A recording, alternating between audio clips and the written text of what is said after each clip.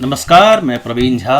आप सुन रहे हैं एक दुनिया कई आयाम।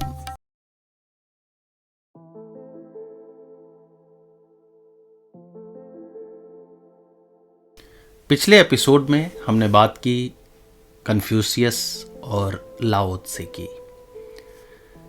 अभी उसी बात को आगे बढ़ाते हुए लाओ त्से की बात करता हूं।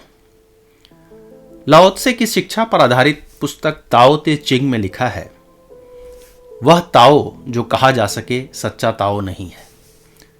नाम जो कहे जा सके वे सच्चे नाम नहीं है। ब्रह्मांड और पृथ्वी की सृष्टि का कोई नाम नहीं, भिन्न भिन्न चीजों की जननी का एक नाम है। इच्छाओं से मुक्त होकर आंतरिक सौंदर्य पर सोचो, इच्छाओं के साथ बाहरी ऊर्जा को महसूस करो। इन दोनों का स्रोत एक है, अलग अलग नामों से। दोनों रहस्य हैं, रहस्यों के रहस्य, सभी आश्चर्यों के द्वार। यह कहा जा सकता है कि बौद्ध मत आने से पहले ही चीन मानसिक रूप से तैयार हो रहा था। एक सांकेतिक पेंटिंग है जिसमें कन्फ्यूशियस गौतम बुद्ध को गोद में लेकर लाओ त्से के पास जाते हैं। यह चित्र दर्शाता है कि कन्फ्यूशियस और लाओ त्से ने मिलकर वह जमीन तैयार कर दी जिस पर बौद्ध मत फल फूल सके। जहां लाओ त्से अपने ताओ, ताओ का शाब्दिक अर्थ होता है रास्ता या पथ, उस ताओ से आध्यात्मिक ऊर्जा जागृत करने की बात कह रहे थे, वहीं कन्फ्यूशियस समाज में नैतिकता का स्तर बढ़ाने की मुहिम चला रहे थे। दूसरी चीज यह कि इन दोनों के बाद से चीन में किसी देवता या परमेश्वर का कंसेप्ट धुंधला होता गया। इन दोनों की शिक्षा कम से कम उस कालखंड में कोई धर्म ग्रंथ नहीं बल्कि एक जीवन शैली थी। किसी ऐसे धर्मस्थल की बात नहीं थी जहां जाकर किसी इष्ट को पूजा जा सके। वहीं दूसरी तरफ रीति रिवाजों, आस्थाओं और उत्सवों का तामझाम मौजूद था। कन्फ्यूशियस मानते थे कि रीति रिवाज समाज को जोड़कर रखते हैं। वह हर परिवार को अपने पूर्वजों को पूजने, उनकी कब्र को साफ करने, उन्हें पशु बलि चाहने भी कहते थे। उनका मानना था कि ऐसा करने से परिवार एक यूनिट की तरह रहेगा। ऐसे पारिवारिक उत्सवों को उनके शिष्यों ने च्याओ नाम दिया। इसका अर्थ क्या है?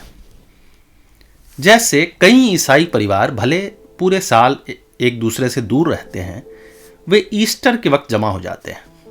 कई भारतीय दिवाली या छठ पूजा में टिकट कटाकर गांव पहुंचते हैं। आज के समय दुनिया का सबसे बड़ा वार्षिक प्रवास है चीनी नववर्ष पर चीनी प्रवासियों का अपने गांव लौटना। उस अवसर पर लाखों लोग चीन के बड़े शहरों से ट्रेन पर अपने घर लौटते हैं, परिवार के साथ खूब पटाखेबाजी, खाना पीना करते हैं और वापस काम पर लौट जाते हैं। जाहिर है आज के दौर में हर चीनी को छुट्टी नहीं मिल पाती या वे नहीं जा पाते, मगर चीन में यह रिवाज कन्फ्यूशियस की देन है। इसी तरह भोजन पर बैठने में पहले बुजुर्गों को खाना खिलाना, झुककर बड़ों का आदर करना, ये साधारण व्यवहार हैं, मगर चीनी समाज में घट रहे थे। इसलिए कन्फ्यूशियस ने इन्हें अपनाने कहा। एक चीनी सहकर्मी ने मुझे हंसकर बताया कि अपने शिक्षक के सामने शराब पी सकते थे, मगर ऐसा करते समय शराब हाथ से छुपाकर मुंह फेर कर पीने का रिवाज था। मैं आगे बढ़ने से पहले ताओ और कन्फ्यूशियस पर इसलिए कुछ वक्त ले रहा हूं क्योंकि इसके बिना चीनी जनमानस तक पहुंचना कठिन है। ऐसा कई बार लगता है कि कम्युनिस्टों ने ही नकेल कसकर चीन को अनुशासित कर दिया, रोबोट बना दिया, प्रतिभा का दबाव डाल दिया। लेकिन यूं 60-70 वर्ष में इतने बड़े देश की इतनी बड़ी जनसंख्या भेड़ चाल नहीं चलने लगती। कम्युनिस्टों ने तो कन्फ्यूशियस की शिक्षा को एक समय उखाड़ फेंकने का प्रयास किया था, लेकिन उन्हें वहीं लौट कर आना पड़ा। कन्फ्यूशियस को पाठ्यक्रम में डालना पड़ा। वे ताओ, कन्फ्यूशियस और बुद्ध को कभी भी पूरी तरह नहीं उखाड़ पाए। खैर, इसकी चर्चा आगे भी विस्तार से होगी। फिलहाल दो प्रश्न सामने हैं। पहला यह कि आखिर कई राज्यों में बिखरा हुआ चीन एक कैसे हो गया। दूसरा यह कि क्या दुनिया को पता था कि चीन भी कोई देश है, या चीन को पता था कि उनके बाहर भी कोई दुनिया है। मैं जब ईसा से 1 सदी पूर्व सीमा चियान लिखित चीन का इतिहास पढ़ रहा था तो वहां यह लिखा मिला। जांग चियान ने बताया, मैंने शू प्रांत में बांस की बेंतें और कुछ कपड़े देखे। मैंने पूछा कि यह कहां से आए हैं। मुझे उत्तर मिला कि हमारे व्यापारी शेंदू के बाजार जाते हैं। शेंदू दाखिया से कई हजार ली दक्षिण पूर्व में स्थित है। यहां बता दूं कि दाखिया वर्तमान अफगानिस्तान था और ली का अर्थ होता है आधा किलोमीटर। वे दाखिया के लोगों की तरह ही खेती करते हैं। यह गर्म और आर्द्र राज्य है जहां के लोग हाथी की सवारी कर युद्ध लड़ते हैं। यह किसी विशाल नदी के किनारे बसा राज्य है। यहां जो शेंदू कहा जा रहा है वह हिंदू या भारत के लिए है। संभवतः पहली बार किसी चीनी द्वारा भारत की बात इसी इतिहास में लिखी गई। आज चीन एक देश है, किंतु पहले चीन एक छोटा प्रांत हुआ करता था। जिस समय तमाम राज्य लड़ रहे थे, चीन भी लड़ रहा था। धीरे धीरे चीन राज्य ने अपनी एक अलग पहचान बनानी शुरू की। उनका लक्ष्य बन गया कि वे पड़ोस के दर्जन भर राजाओं को हराकर एक एकीकृत देश बनाएंगे। चीन के पड़ोस में कुल 10 छोटे बड़े पड़ोसी राज्य थे। उनको जीतकर भी वह वर्तमान चीन का तिहाई देश ही बन सकता था। लेकिन पश्चिम और उत्तर में ऐसे कबीलों का कब्जा था जिनको चीनी स्वयं से अलग मानते थे। वह पहला सम्राट कौन था जिसने चीन को एक देश बनाया? सम्राटों की कथा कुछ कुछ एक जैसी होती है। उनकी तैयारी कम उम्र में शुरू हो जाती है। झाओ झेंग नामक एक किशोर 13 वर्ष की उम्र में चीन राज्य की गद्दी पर बैठा। कम उम्र होने की वजह से उसकी मां ने अपने एक प्रेमी लू बेवई को रीजेंट प्रधानमंत्री बनाया। चूंकि चीन का पहला इतिहास अगले राजवंश में लिखा गया, इसलिए यह संभव है कि झेंग की मां को त्रिया चरित्र और झेंग को क्रूर दिखाया गया हो। यह वर्णित है कि झेंग को महारानी के प्रेम संबंध पसंद नहीं थे। वह स्वयं को एक योद्धा रूप में तैयार करने लगा था। उन्हीं दिनों एक पढ़ाकू किस्म का लेकिन महत्वाकांक्षी व्यक्ति ली सू राजभवन में नौकरी मांगने आया। उसे एक मुंशी की नौकरी मिल गई। वह साधारण व्यक्ति ली सू चीन को हमेशा के लिए बदल देने वाला था। यह बात आगे स्पष्ट होगी कि अगर लाओ त्से और कन्फ्यूशियस ने गौतम बुद्ध के लिए जमीन बनाई, तो इस व्यक्ति ली सू ने ईसा से 2 सदी पूर्व ही माओवादी कम्युनिस्टों के लिए जमीन बना दी। ली सू ने युवा राजा को पहले इस बात के लिए राजी किया कि वह पड़ोसी राज्यों पर फतह कर एक देश बनाए। उसने कहा, राजा, हम सदियों से आपस में युद्ध लड़ रहे हैं और जनता इसे भोग रही है। इन युद्धों से मुक्ति का एक ही रास्ता है, विजय, हर राज्य पर विजय। भले इसके लिए हमें क्रूर बनना पड़े, रक्त बहाना पड़े, किंतु मुझे विश्वास है अंत में शांति स्थापित हो जाएगी। वर्णन के अनुसार हान, वेई और चाऊ राज्यों से युद्ध के बाद 10,000 कैदियों को मौत के घाट उतारा गया। यह अन्य राज्यों को संदेश था कि अब न कोई संधि होगी, न कोई दया बरती जाएगी। अन्य राज्य तो युद्ध की तैयारी करने लगे थे। लेकिन एक खतरा चीन के राजभवन में ही था। महारानी का नया प्रेमी एक हिजड़ा लाओ आई था। हिजड़ों को दुनिया के राजतंत्रों में महारानियों और राजकुमारियों की देखभाल के लिए रखा जाता था, क्योंकि वे कोई खतरा नहीं होते थे। उनसे किसी उत्तराधिकारी का जन्म नहीं हो सकता था। लेकिन इस हिजड़े ने महारानी को 2 पुत्र दिए और वह राजा झेंग को मारकर उनमें से एक को गद्दी पर बिठाना चाहता था। यह खबर जब राजा तक पहुंची, राजा ने लाओ आई को महारानी के समक्ष ही 4 कोनों में 4 घोड़ों से बांधकर चीर दिया। दोनों बाल राजकुमारों का गला घोंट दिया गया। महारानी और उनके प्रेमी प्रधानमंत्री को देश निकाला दे दिया गया। अब ली सू प्रधानमंत्री बन चुका था। 223 ईसा पूर्व तक राजा झेंग ने 5 अन्य राज्यों पर कब्जा कर लिया और अब मात्र 2 राज्य बचे थे। उनमें एक राज्य चू ने चीन को पहले युद्ध में बुरी तरह हरा दिया, लेकिन अंततः अपनी सेना में सुधार कर और अस्त्रों में बदलाव कर चीन को जीत मिली। खासकर एक उंगली के ट्रिगर से चलने वाला धनुष, जिसे क्रॉस बो कहते हैं, अगले कई युद्धों में एक मारक हथियार बना। इसमें प्रत्यंचा खींचने की बजाय किसी राइफल की तरह ट्रिगर था, जिससे तीर निकलकर दूर तक जा सकता था। 221 ईसा पूर्व में सभी राज्यों पर फतह पाकर चीन एक देश बन चुका था। ऐसा देश जिसने यूनान और रोम से 1000 वर्ष अधिक लंबी उम्र पाई। आज भी राजतंत्र भले न हो, मगर चीन तो है ही। ली सू ने कहा, अगर हम चाहते हैं कि भविष्य में युद्ध ना हो, तो हमें सामंतवाद हमेशा के लिए खत्म करना होगा। न कोई जमींदार होगा, न कोई दूसरी सेना होगी, सिर्फ एक शाही सेना होगी। 6 प्रांतों के प्रशासनिक राज्यपाल होंगे जो राजा के अधीन होंगे। गौर किया जाए कि साम्यवाद के आने से सदियों पहले ही चीन में एक समय सामंतवाद खत्म होने की बात हो रही थी। हालांकि निरंकुशता खत्म होने के बजाय बढ़ ही रही थी। योद्धाओं और चीन की जनता को एक नया प्रोडक्ट दिया गया, जिसमें युद्ध से कहीं अधिक परिश्रम था। राजा ने फरमान जारी किया, पूरी चीन को 30 फीट ऊंची दीवार से घेर दिया जाए। लॉर्ड शॉन्ग की पुस्तक शांग यांग में मैंने पढ़ा, कुतर्क और चतुराई अधर्म के सहायक हैं। संस्कार और संगीत अपव्यय के लक्षण हैं। दया और परोपकार अपराधों की पालक है। रोजगार और पदोन्नति हैं दुष्टों की लूट के अवसर। अगर यह 8 चीजें जनता को मिल गई तो वे सरकार से ताकतवर हो जाएंगे, किंतु अगर यह 8 चीजें नहीं मिले तो सरकार जनता से हमेशा ताकतवर रहेगी। मैं एक बार फिर से ये 8 चीजें कह दूं, कुतर्क, चतुराई, संस्कार, संगीत, दया, परोपकार, रोजगार और पदोन्नति। यह 8 चीजें जनता के पास उन्होंने न रखने को कहा।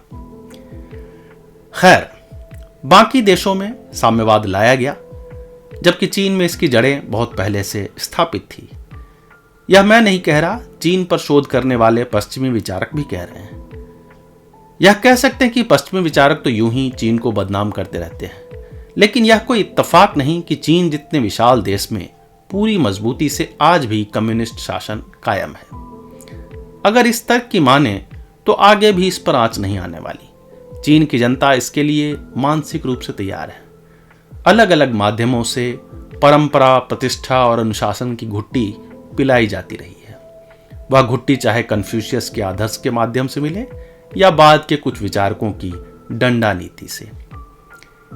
इतिहास का पहला सर्वसत्तावादी मैनिफेस्टो, टोटालिटेरियन मैनिफेस्टो, ईसा से 3 सदी पूर्व चीन में रचा गया, जिसे लॉर्ड शांग की पुस्तक कहते हैं। इसे तानाशाही का आदि ग्रंथ कहना शायद उचित न हो, लेकिन एक ऐसे देश की कल्पना है जहां न्यायवाद होगा, जहां अभिव्यक्ति की पूरी स्वतंत्रता नहीं होगी, जहां प्रशासन का निर्णय पत्थर की लकीर होगी, जिसे जनता को मानना ही होगा। अगर भटके तो प्रशासन का डंडा खाना पड़ेगा। कोई यह तर्क दे सकता है कि प्रशासन का दंड कौन सी नई बात हो गई।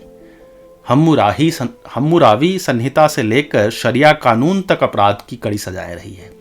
भारत के कई शासकों ने अलग अलग अपराधों के दंड निर्धारित किए थे। आज भी पीनल कोड है, मगर इस शब्द न्यायवाद यानी लीगलिज्म पर चीन का लगभग पेटेंट है। यह कन्फ्यूशियस की शिक्षा का विलोम भी है।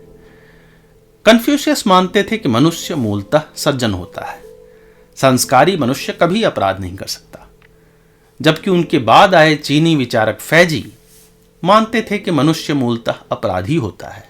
अगर उसे अवसर मिले तो वह गलत कार्य ही करेगा, उसे कड़े कानूनों से डरा धमका कर रखना होगा। सवाल यह था कि नए नवेले एकीकृत देश चीन के पहले सम्राट जेंग आखिर किसकी बात मानते हैं।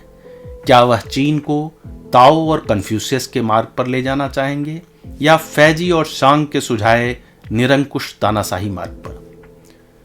जो सम्राट 10 राज्यों का खून बहाकर चीन की गद्दी पर बैठा हो, उसका मार्ग तो तय था। उसके प्रधानमंत्री ली सू ने कन्फ्यूशियस और ताओ के ग्रंथ बाकायदा जला दिए। जो शिष्य कहीं छुपाकर ले जाने लगे उनको पकड़कर जिंदा गाड़ दिया गया।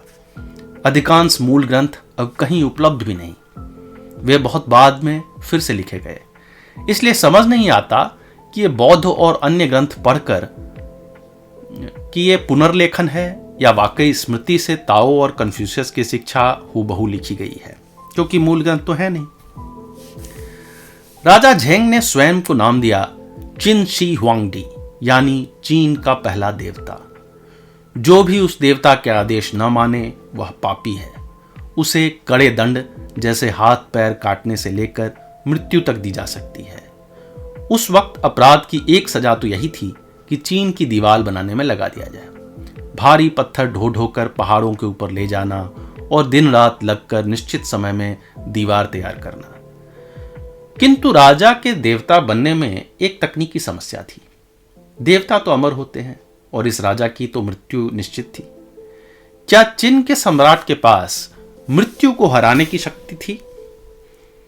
चीनी इतिहासकार सिमा चियान के अनुसार राजवैद्य जुफू ने अमरत्व पाने के 3 रास्ते बताए। पहला यह कि राजा यथासंभव यौन संबंध बनाए, उससे उनकी जवानी कायम रहेगी। दूसरा यह कि पारद यानी मर्क्यूरी नामक एक जादुई रसायन है जो सोने को भी गला सकता है। संभव है कि अगर मनुष्य रोज पारद का सेवन करे तो उसकी उम्र बढ़ जाएगी। राजा ने पूछा, मुझे सिर्फ आयु नहीं बढ़ानी, अमर होना है, अमर। जुफू ने कहा, सुना है कि पेंगलाई के द्वीप समूह में एक अमृत है जिसे पीकर वहां के लोग कहीं नहीं मरते, किंतु मुझे उसका मार्ग नहीं ज्ञात। मुझे पर्याप्त संसाधन चाहिए। जुफू कभी कोई अमृत लेकर तो नहीं लौट सके और यह पूरा इतिहास ही सदियों तक किसी झूठी परी कथा की तरह लगता रहा। लेकिन पिछले दशकों में एक अमेरिकी पुरातत्वविद और चीनी टीम को एक ऐसे रहस्य मिले जिसे देखकर लगा कि इतिहास में तो आधी बात ही लिखी है। चीन के पहले सम्राट ने मृत्यु और अमरत्व का ऐसा आडंबर खड़ा किया जो इस सदी का सबसे बड़ा पुरातात्विक आश्चर्य माना जा रहा है। यह पूरा आडंबर हम और आप देख सकते हैं। इस खोज का लाइव वृत्तचित्र the first emperor the man who made China नाम से उपलब्ध है। सदियों तक लोग यह मानते रहे कि चीन की दुनिया अलग थी। रेशम मार्ग से पहले उनका पश्चिम या किसी अन्य सभ्यता से कोई संपर्क नहीं था। मिस्र और फारस तो क्या, पड़ोस के भारत से भी वे अनजान थे। चीन के लोग भी यही मानते रहे कि उन्होंने अपनी सभ्यता बिना किसी संपर्क के बनाई। इस बात के तर्क भी थे। चीनी दिखते अलग थे, बोलते पूरी तरह अलग भाषा थे, लिखते अलग थे। कागज की खोज से पहले और बाद में भी वह दाएं बाएं की बजाय ऊपर से नीचे लिखते थे। उनके ग्रंथ किसी बेंत की गठरी की तरह लपेट कर रखे होते थे, जिसमें हर बेंत पर ऊपर से नीचे लिखा गया था। उनका पहनावा, औजार, हथियार सब कुछ अलग था। उनकी सोच, उनका दर्शन अलग था। क्या मानव इतिहास में ऐसा संभव है? अगर नहीं तो संपर्क के सबूत क्या हैं? चीन के पहले सम्राट राजा झेंग उर्फ चिन शी हुआंगडी ने जीते जी अपना विशाल मकबरा बनाया। मकबरा क्या, एक नगर ही बसा दिया, निर्जीवों का नगर। उसका मुख्य मकबरा एक फुटबॉल के मैदान जितना बड़ा था, जिसकी फर्श पर चीन का मानचित्र बना था।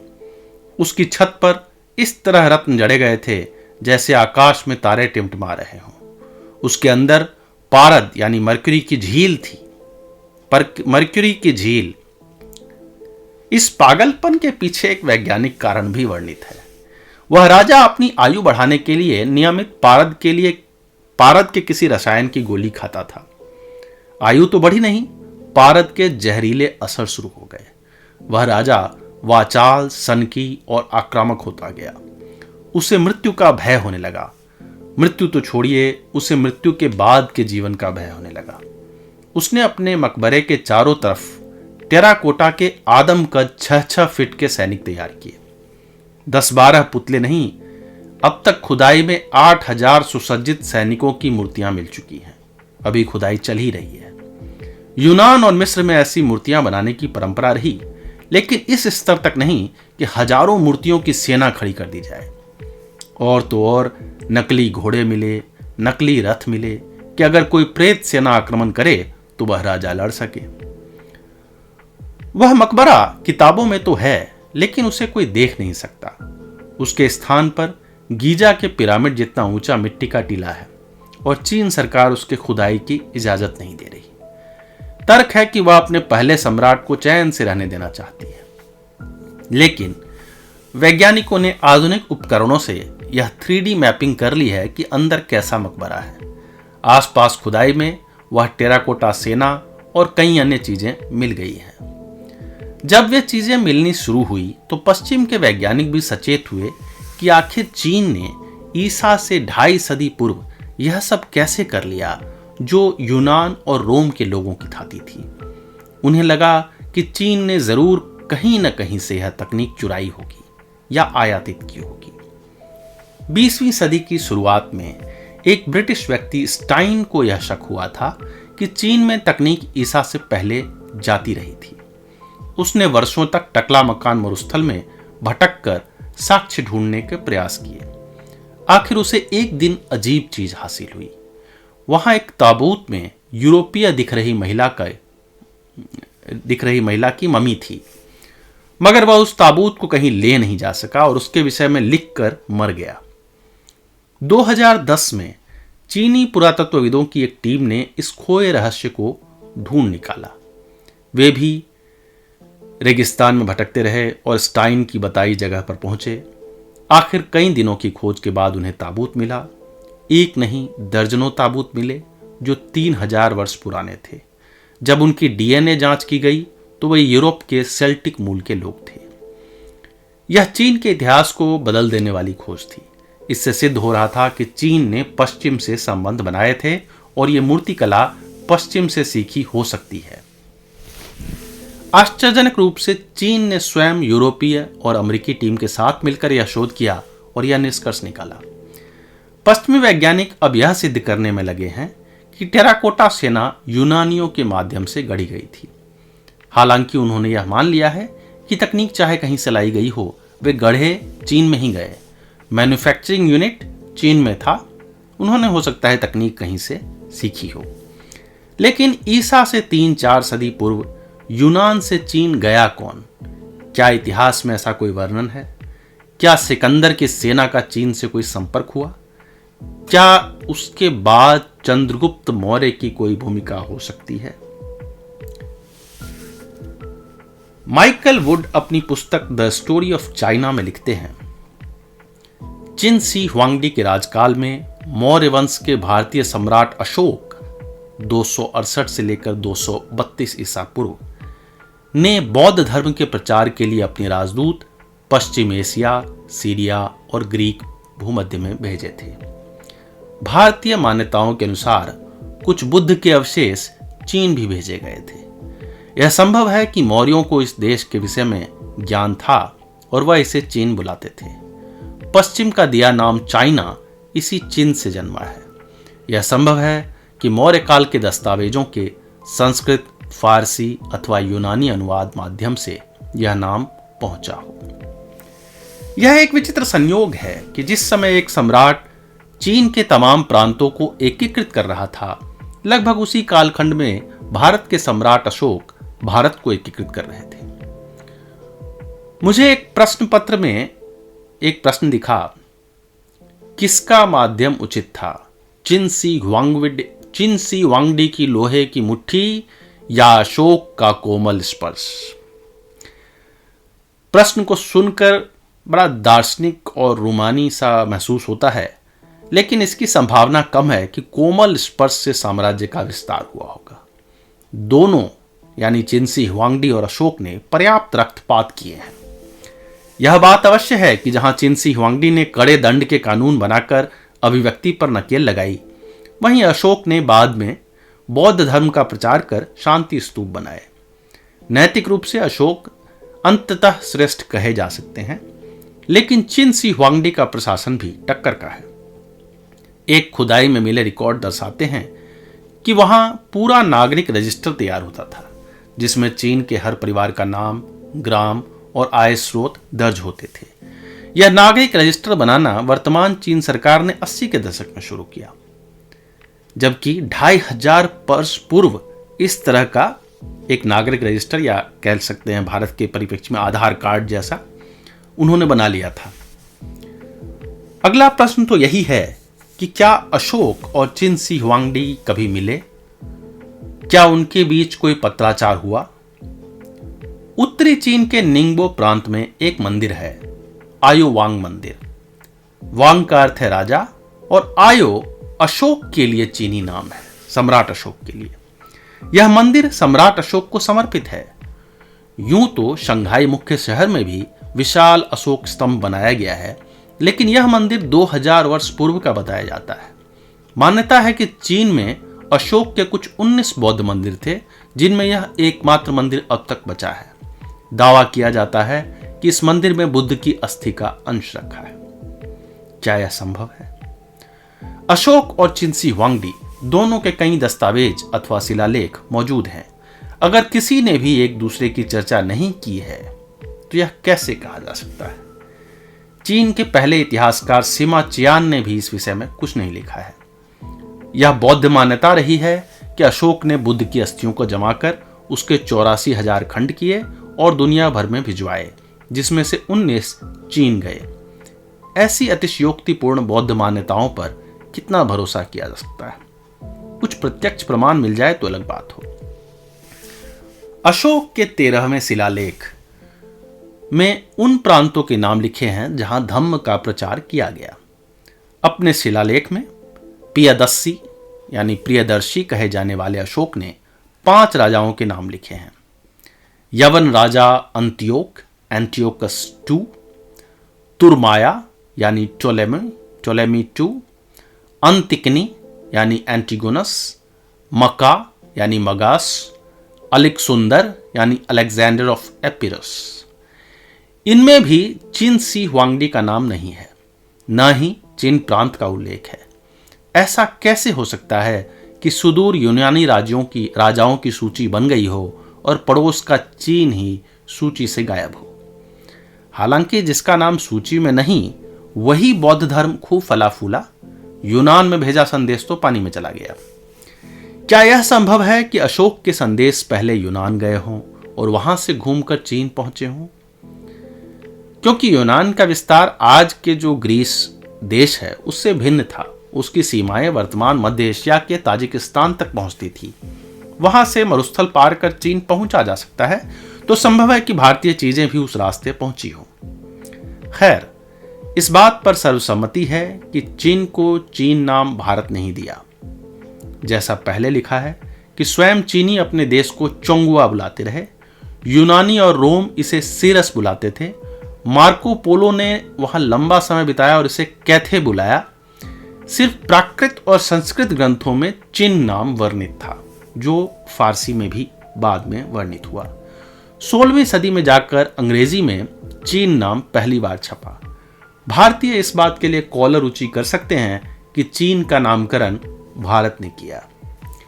यह प्रश्न अनुत्तरित रह गया कि बिना चिन वंश से किसी संपर्क के आखिर यह नाम भारत में कैसे आया। चिन शी हुआंगडी की मृत्यु के बाद चिन वंश और अशोक की मृत्यु के बाद मौर्य वंश का भी पतन हो गया, इसलिए यह राज भी उनके साथ ही दब गया।